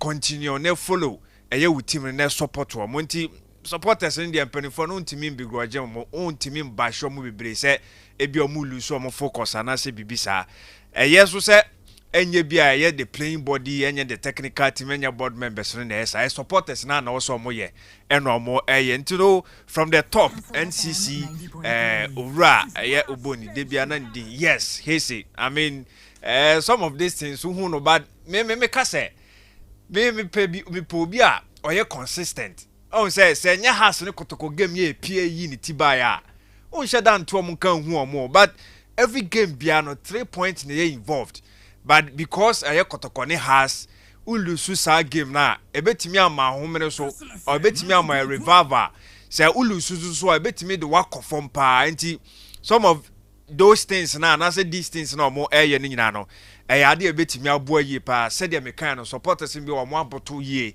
for the defeat na buy no ebi mu hu ni say genuinely those incidents no esisi in the game and so obehia na bebre na channel more attacks no to the board no say indeed board no na enyo mo adwuma yi eno mo aka ho nsema kan na reho hwe sa minim say 3 wise men o say 3 musketeers o say menka ne say yo na game no cause na kotoko share ade say o mu take 3-1 lead na camera no koto mo na hwa so mo ni moye mobo na ase aya reho sema ne sa but ni nyina no the omu ye bia no I feel say still just to get the team going omo embaki team no both ways off and on the pitch bibia ebesi ebe kwatia team nyina no it's up to the supporters in movie especially in Penifono the executives so on be more so no more to sana monti we there Ruby bibia NC for me and American I'm say just suspend the referee and I said mom made has game I say F na betting so my there Liverpool be to am judging club or so no Arsenal to am Mikel Arteta there no anka in the end what lose points no that is why not challenges no okay for me I feel say every energy bia the omo ye we nyina no ensiwa of course energy bia aka no games no the aka na do on Kobe Johnson so there on the venue no Kobe Johnson the okay because some no hu ye come the kwatamale crank o se that ball omu edi anaso game no ko wie na omu lose ye ko mu win omu nya omu na na ekeka se kotoko anaso Kumasi omu home na ha enti de be biom na ko ba ya after say unim bibia watna ho a mentwo de ne abawie ana during no eno hu se enyoma bi kokọ ya omu ya accept bi e no me metie ni sem bi ba a day to the game no nyema bi ahodo be mu fam no ana ma ne hu se board no kwase kom de be Kumasi but that board na nya aja to mawi also to me nka no ha obadi tin say choosing Kumasi as their home venue no was the right decision choosing omu aka omu se ho yomu ho omu ha omu Frasha Khalifa ni we omu nka se Kumasi ha so na no de na me nka mfa ho bi omu se ho yebu ho na omu ho no makọ na akọje egwa home no wantimi amfa mbo obo anteki things anye nyoma ama nyoma anko amawa ise ubeso akire nya amfa kwa tamale tamale imagine ya kwa ni ya just there unim so no or diabolic and some of these things obefo oh my the serious oh na ya sama kikai hey baby home na home no wakọ lusu a sanse mo kikai na meka se na ontimi prevent ya na because ohu sa ade na oba o se utimi eye bibi for me ebi akọ company for na so na okaka kire so aha na ye de ba ne hu se utu sa na mon fresa that is why ninsem no ke bia meka so case probably yeah they will meet the board and maybe they will try to change their home venue no in all of this wash really 3 points ninti diaka and the dose na meka no mo energy ni nyina no omo channel 2 the games na aka no unso mo tricky games bi wo mo kotoko oni ni embo nwieye oni Olympics e wo games Aduana Stars beba ho which last season obaba be show so other games bi wo no ma ye tricky R2 mu nyina na mo no ma omo games na very important me I love the energy the understanding ne kro ya omo de kopie mo Kumasi a nanka omo feel say nka omo benya a better result no omo sanka no it doesn't end but okay answer one issue that we have to talk about it referees no answer weekend the omo bu referee bi wo division 1 ni mu wo friends say Bruno half for baby ama linesman no mo center ref no menya no omo bu linesman or that hospital CCA sometimes I don't know there are certain also mo course we ade no they should continue learning because I am hard doing but the linesman yes Enfa kwen ba kokra ya kan obeka kan and am for bo house supporters na ba so of course I think so omo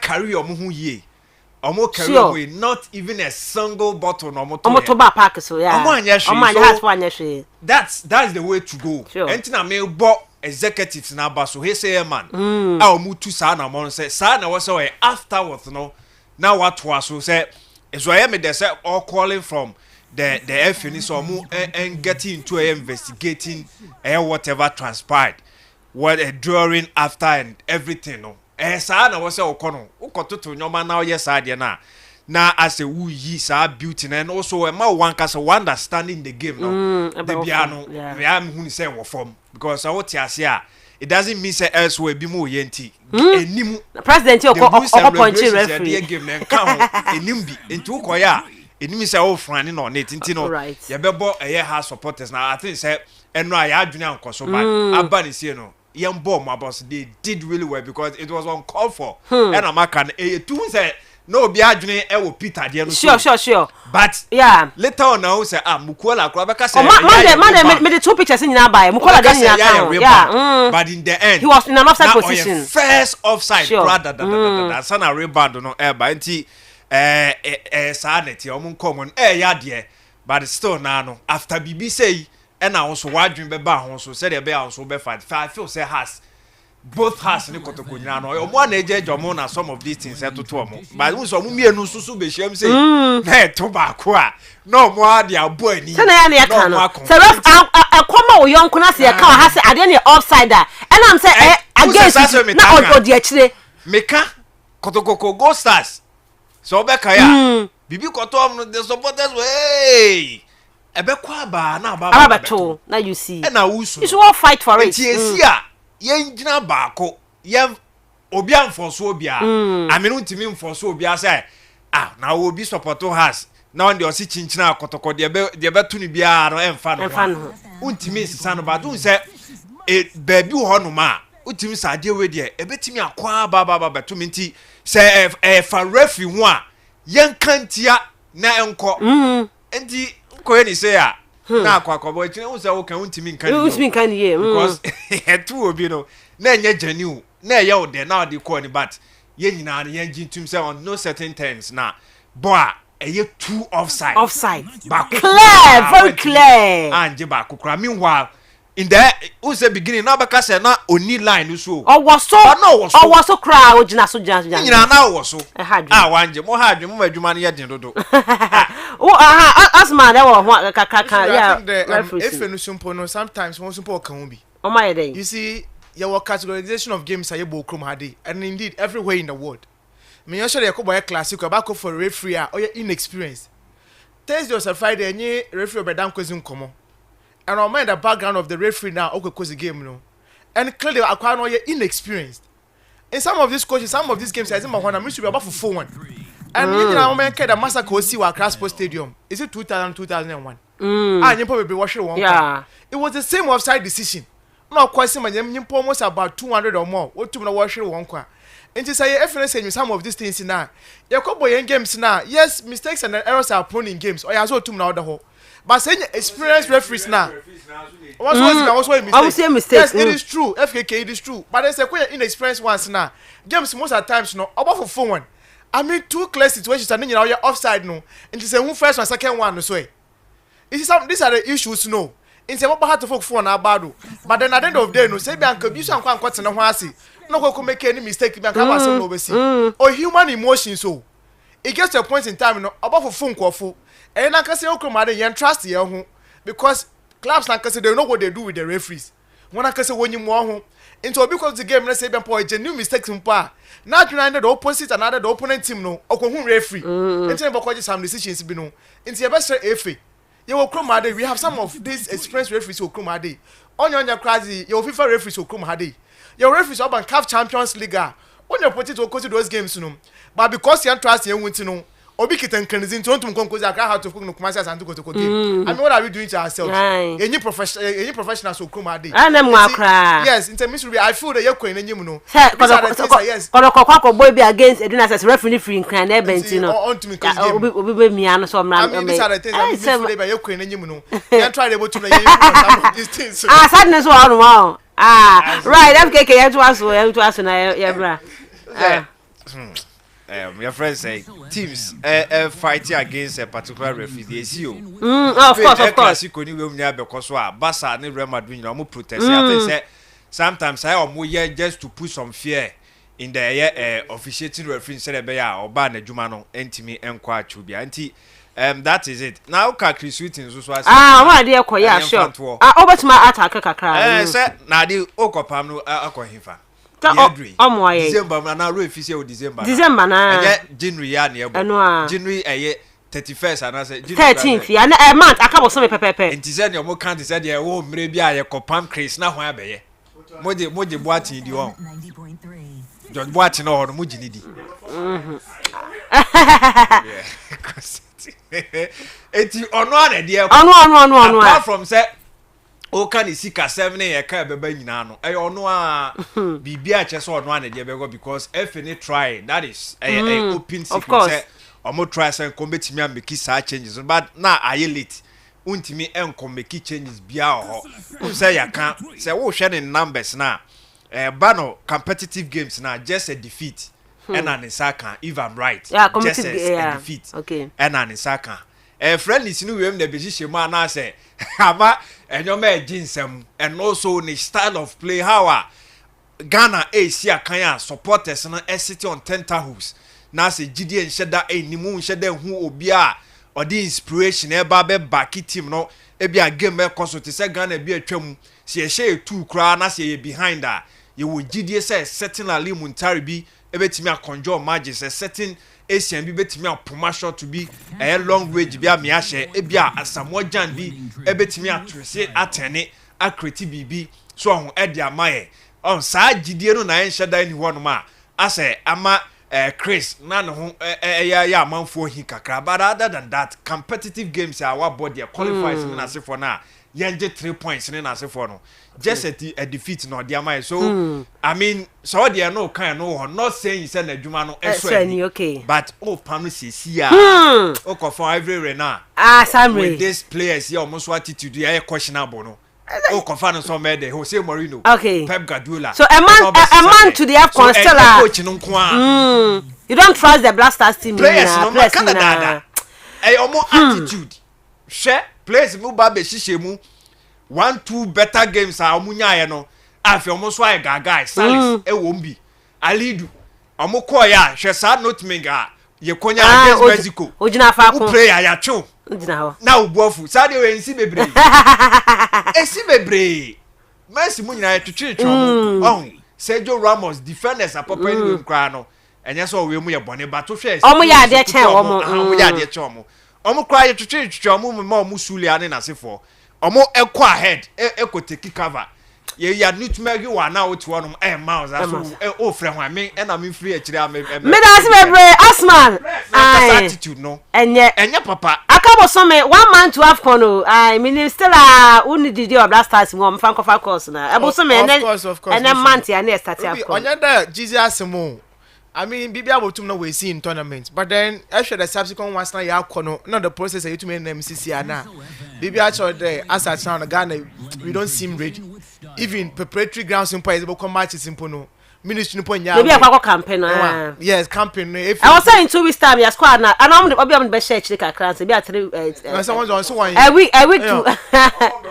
I woni ai but if on so one obakara wo rusuma me sure that wotum whatsapp bit was called CAF na we don't care about some of these things now maybe here in the year tournament no you for reasonable budget here from me that is my budget one or any go budget yes budget is very important reasonable budget you go Cote d'Ivoire had ya yes me ko hotel ya kwa akoda honom sure and CAF never provided yes 4 stars bibia na say come honom no but here for budget anyanse wo na Ghana nyi ho de bia place won so work no oyaza won so po odwuna man ho stage ayetu me ko koduna na ndeda me na me fredi ezi dam komo wade messing that some of the place impo no I don't want to blame them me sure that our management committee members no if it's na wo share we push place in there one cost $10,000 one cost $15,000 me da see Osman me da see be me for course no na etie for my bench famra Archbishop Potter girls for the technical that one me for course ni be 0244 408046 0244 408046 0244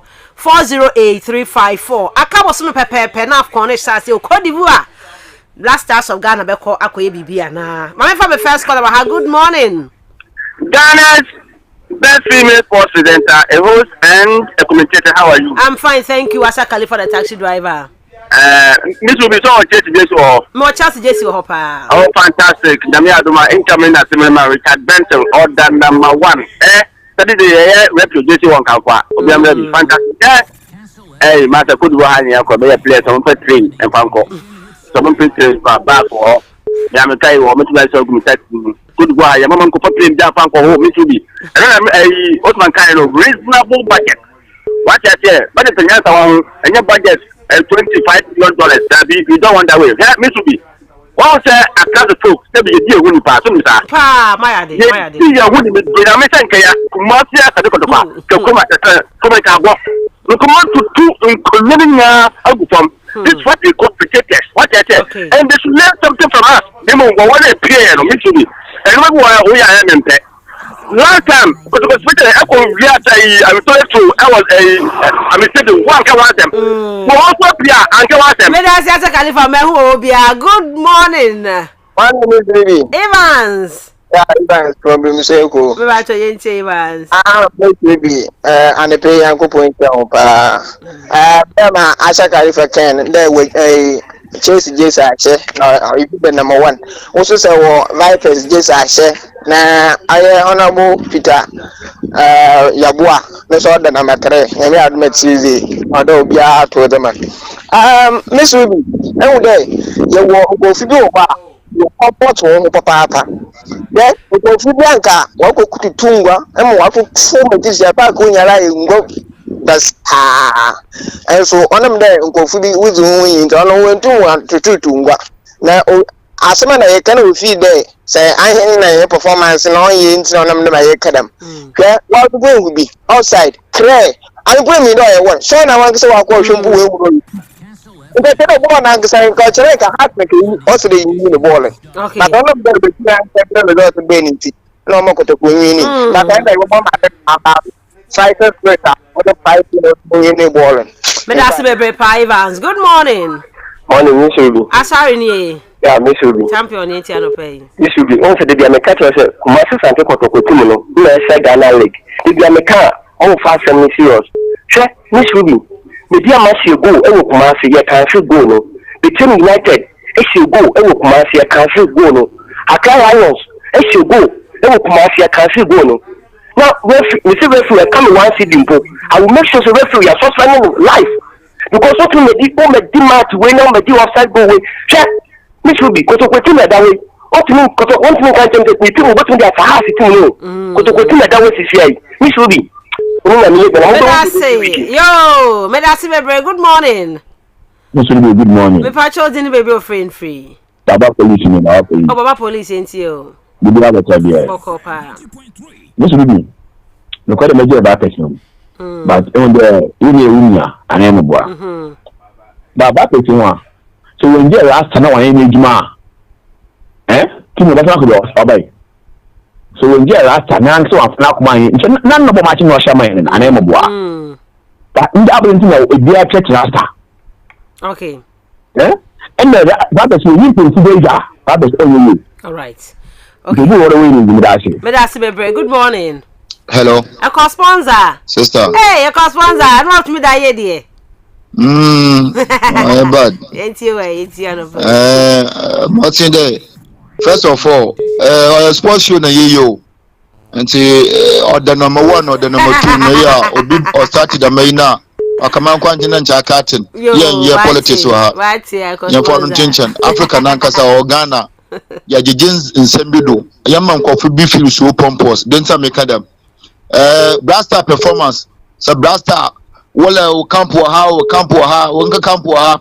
Blaster or your Brazil national team and cover the school them. In terms of performance.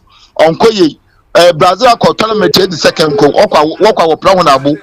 Blaster walk corner worry and hotel bimba then I wouldn't wutum. That is why African president I work on human listening, you know, we are why you turn bass. Africa and condom. No pencil. Good morning. Good morning. Maybe I children baby friend free. Probably I'm patching you. A fool for normal thing.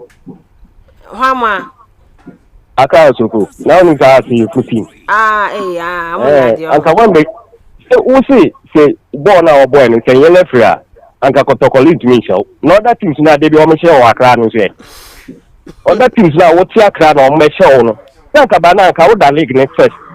A blind yet starting next. Now shut 11 name 10 name win. One not that time no also Baba Jele. It is a similar papa. Before the Kokosha now the first. Okay. Papa. One say one team and your papa. Offside goal, team papa. A black ball Kotoko defender nature penalty wa crown. And then a Kotoko supporters here, woman to come maybe wa crown. Medasi, good morning. Good morning, Miss Obi. Baboski. Miss Obi. Baboski and you. And a pay match today, one more heart for an abado. Now, heart's 1 year for you. 1 year for you. The man as you see, say Accra. And the waji, the more outside goal, Bini, waji Mokotofwa, and Kastle be so one. Okay, because I want you away. I don't want to go by your way. Would you be getting for some more? Okay, I don't know why. Okay, next time I had to pay you for so one football match there. One can one pound for team no one ko bo wo home there wo ko wa yade Lucy ya ha to pay fan we mu Lucy na mo Manchester for abado wa yade pa so wo conference dia Omari na ebi o di third no okoboy Europa na fourth na one mo nko conference Europa for na be conference Europa for Uncle Fie, good morning. Hello. Good morning. Good morning, Miss Ubi. Kenya me. Miss Ubi. Kenya mpache chano pay. Miss Ubi je oni obusu afugina. Ejo so. Miss Ubi ya zuo na boboss ya na pay man you buy order na wo bo ma basu. Miss Ubi. Miss Ubi in fact afko here basu na meka wazem kakra. Miss Ubi in fact Ghana na nkasa no for the past so many years ayakwa afko na yankobo yan umodin a wo hwempa na that town players mpa mo bo modern person sisi ade nisu bi me gidi se skana bi na mum ye koto agu wo na ya samba se skanum konke ye kwanye tutu na ade na nke yetimi de ye ni school se na ade ya nisu bi nke beboa esense be kwa koto skade agu ko du wo na ya samba because ye mpeni for na ye budget se omo koku du a mo akwa ko diskede bi aba nisu bi de ka men kwanke ye ndi ahome na da se bebre ahome de yentimi nye be call. Good morning. Bye my Asante the second. Kofiana the taxi driver. Mumonet mapa mobo. Yeah, that's bebre. And we should show we are not to spend more. Miss Rubin, the day you visit do. Me hu na course mpo me hu ase me. Miss Rubin better. Better me just that that go we gare la da. Hey. My unity. Oh, I think I will only part row. Yeah, to ever to Miss Rubin. So folk ya we did mention na so. Because no pass matches now no performance Ben will put up many things obesha kutoko watch offside goal into 1000 I don't want chance no assessment no when the one case team no eye na on ye eye dem offside goal this offside goal na pa na watch kutoko she wona nkade maso obeka one team na eye dada into one chance no ye na maye no nja chobo na wo ye Medasi bebre. Good morning. Good morning, Miss. Me pa chodin baby of free. But you make the temperature, my favorite abra. Temperature, me pa cho yenti o. I'm going to feed me mention candidate. And I'm going to see. The catcher glass is in the glass to the right year class. The last the not never can you okay. All right. Online break pa me found so. Good morning. Good morning, Mensa boroboni. Masa borobo yenti o. Mimi akonyenga minki akasi foni ana mido yasi maikuya. Na misi we mami si nansi no wa he mete ngache pa. Oh, ade. Mo amochi wotu kwa ye ya asanka wa mbabi. Be ye se ye be dinjima nyezi ya mba na mba kasa mbede vongu ya sunka krama ye. Yenti o no pay. Yenti o. Mimi akonyenga misi da ya hard for no mukasa. Hard for the said you and go for Mugaza, the same thing hard for Gaza. What to be a little equal for Boneda. I was in equal Mako, but no one meet me and I'm not to buy you Kumama Baba Boy. I know they are some of Mobono. Okay. How to build said I need to lose now. Mama from my last call I had fancy. Good morning. Good morning, Miss Ruby. Me pacho so far piani. No. Pacho o my last call. Okay, I mean show me my pa mo pa. Yeah, that's it. Now, has is for crowd mo si Denia. Miss Ruby ya te Ghana hanom na has no kotoko mi se sakra o. Bo play e che paniki. E bo play e ti o. Ya te Ghana ha. Dey na Miss Ruby offside ni bo pan e play e ti ni ade paniki dey na ya. Miss Ruben can crew, the pan a pin for a ya, bo priya, it may be panity. Now also my cousin will say, last place nearby no so much dream or mine. I woman has so much dream or mine, but a yomajima. My player needs to get up for woman charge because on Penifona to my no more of a dream. Penibia near where or Kraku Tigana, Katoku Tigana, a man to be a material 1,000 Ghana, so you talk credit. Na ani de bia oni ba mo ata na ye ko wopu Aya pasta